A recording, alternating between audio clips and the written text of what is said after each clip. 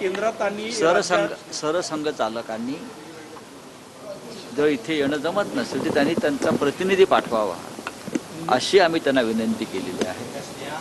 शिवाय या भागातले सर्व आमदार आहेत विविध पक्षांचे, मग भारतीय जनता पक्षाचे असतील किंवा अन्य पक्षांचे काही नेते असतील, आम्ही त्यांनाही आमंत्रित केलेलं आहे. उद्या शिवसेना पक्षप्रमुख उद्धव ठाकरे इथे 11:30 वाजता येतील.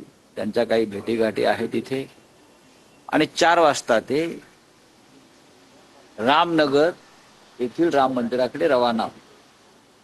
आणि विदर्भातल्या विविध भागातून कार्यकर्ते, रामभक्त, शिवसैनिक इथे उपस्थित राहतील. तुम्ही मुख्यमंत्र्यांना जे पत्र लिहिलेलं त्याला भाजपने आता प्रत्युत्तर दिलेलं आहे. नितेश राणे असतील किंवा इकडे संदीप जोशी असेल, त्यांनी म्हटलेलं आहे की तुम्ही मुख्यमंत्र्यांना निमंत्रण देणं हा राजकीय विनोद आहे. अजिबात नाही. कसं काय राजकीय विनोद असेल? मला काय तुम्ही कोणाची नावं घेताय, त्यांनी काय रिॲक्शन दिले आहेत हे माहीत नाही. राज्याचे मुख्यमंत्री हे काय एका पक्षाचे नसतात, ते संपूर्ण महाराष्ट्राचे असतात. आणि तुम्ही ज्यांची नावं घेतलीत आता, त्यांच्यापेक्षा अधिक काळ आम्ही देवेंद्र फडणवीस यांच्याबरोबर काम केलेलं आहे. ते जरी आता मार्ग वेगळे झाले असले तरी त्यांच्यापेक्षा जास्त काळ 25 वर्ष सलग आम्ही भारतीय जनता पक्षाबरोबर काम केलेलं आहे, देवेंद्रजींबरोबर काम केलेलं आहे. तेव्हा त्याने अशा प्रकारे प्रतिक्रिया देणं हाच मूर्खपणा आहे. पुढच्या 1.5 महिन्यात महाराष्ट्रात आणि केंद्रात मोहन भागवत जी को निवेदन किया है इसमें शामिल होने के लिए या उनके प्रतिनिधियों को निमंत्रित किया है, क्या पत्र में जिक्र किया है आपने? बात ऐसी है भाई साहब कि हम नागपुर में अगर हमारा कार्यक्रम हिंदुत्व का कर रहे हैं तो नागपुर में राष्ट्रीय स्वयंसेवक संघ का मुख्यालय है. उस नाते नागपुर ये हिंदुत्व की एक उपराजधानी या राजधानी है, हिंदुत्व की भी राजधानी. सरसंघ चालक के बारे में हमेशा हमारे मन में एक आदर रहा है, चाहे बाला साहब देवव्रत जी रहे, चाहे उनके बाद उनके पहले वाले, सभी के साथ थोड़े बहुत मतभेद होते हैं, लेकिन परम पूज्य हमेशा रहे हैं. तो हमारे कर्तव्य बनता है कि हम हिंदुत्व के बारे में कुछ यहाँ बड़ा कार्यक्रम करने जा रहे हैं और शिवसेना पक्ष प्रमुख उद्धव ठाकरे जी आ रहे हैं, तो हमको मोहनराव भागवत जी सरसंघ चालक परम पूज्य, उनको एक निमंत्रण देना है हमारा कर्तव्य और धर्म भी है. कल जयंत पाटिल और जितेंद्र आव्हाड एकनाथ शिंदे से फिर से मिले.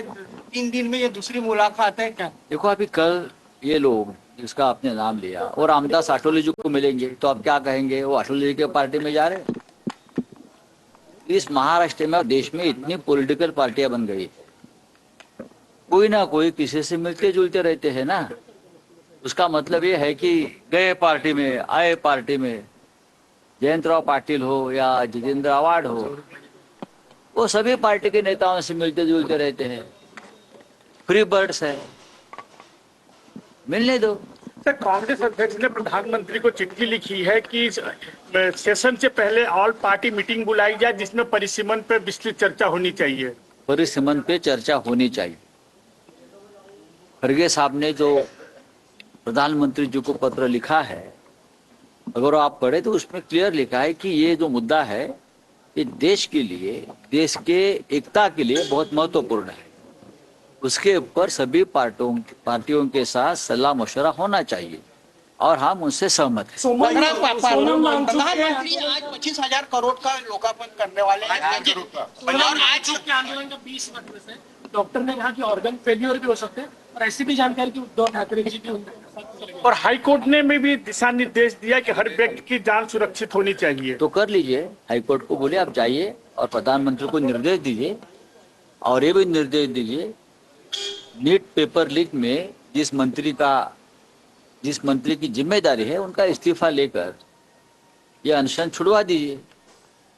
हाईकोर्ट और सुप्रीम कोर्ट की बात अगर हमारी सरकार मान ली थी तो देश का पूरा चरित्र बदल जाता.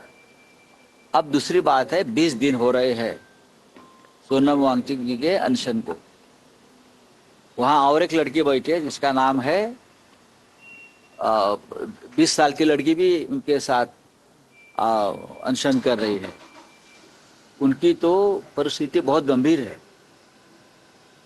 ऑर्गन फेल्योर की बात अगर आप करते हो तो को या ये रिपोर्ट प्रधानमंत्री तक नहीं जा रही है क्या? ये रिपोर्ट गृह मंत्री तक नहीं जा रही है?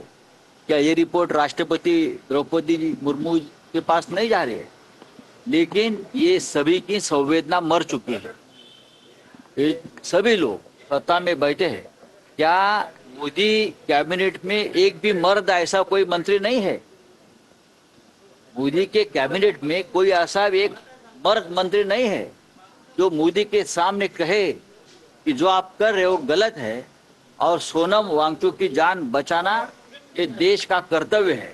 ये कहने वाला एक मर्द मंत्री अगर पैदा नहीं हुआ है तो भारतीय जनता पार्टी जो है, ना उसे मैं राष्ट्रभक्त कहूंगा, ना उनको मैं शूर कहूंगा। महाराष्ट्र आणि दिल्लीच्या राजकारणात पुढच्या 1.5 महिन्यात काही मोठे फेरबदल होण्याची शक्यता आहे। दिल्ली आणि महाराष्ट्राच्या राजकारणात काही फेरबदल होण्याची शक्यता आहे। म्हणजे काय होणार असं काय वाटतं तुम्हाला काय वाटतं? मला काहीच वाटत सर वंदे भारत अरे यार, दिलीपराव थांबा ना यार, होऊ द्या ना उत्तर। मला एवढंच वाटतंय गेल्या काही काळापासून की केंद्रामध्ये जर मोठे फेरबदल झाले तर या राज्याचे मुख्यमंत्री देवेंद्र फडणवीस हे राष्ट्राच्या सेवेसाठी केंद्रात जाऊ शकतात। त्यांची सेवा केंद्र सरकार घेऊ शकतं आणि महाराष्ट्रामध्ये भारतीय जनता पक्षाचाच एखादा वरिष्ठ मंत्री हा मुख्यमंत्री होतो। डोनाल्ड ट्रम्प यांनी असा आरोप केला की चीनने त्यांच्या देशातील 20 कोटी नागरिकांचा निवडणूक काळात डेटा चोरला, असं भारतात पण झालं असेल असं वाटतं का तुम्हाला? बघा, ट्रम्प यांनी जे ठामपणे सांगितलेलं आहे तो भारतीय निवडणूक पद्धतीत झालेल्या घोटाळ्यामुळेच सांगितलेलं आहे। भारतामध्ये सुद्धा असा घोटाळा झालेला आहे, डेटा चोरलेला आहे, मतदार चोरलेले आहेत, मतं चोरलेली आहेत। ट्रम्प यांनी भारतामध्ये झालेल्या घोटाळ्याचा जर अभ्यास केला निवडणूक, मग त्यांना मोदी ही काय चीज आहे हे कळेल।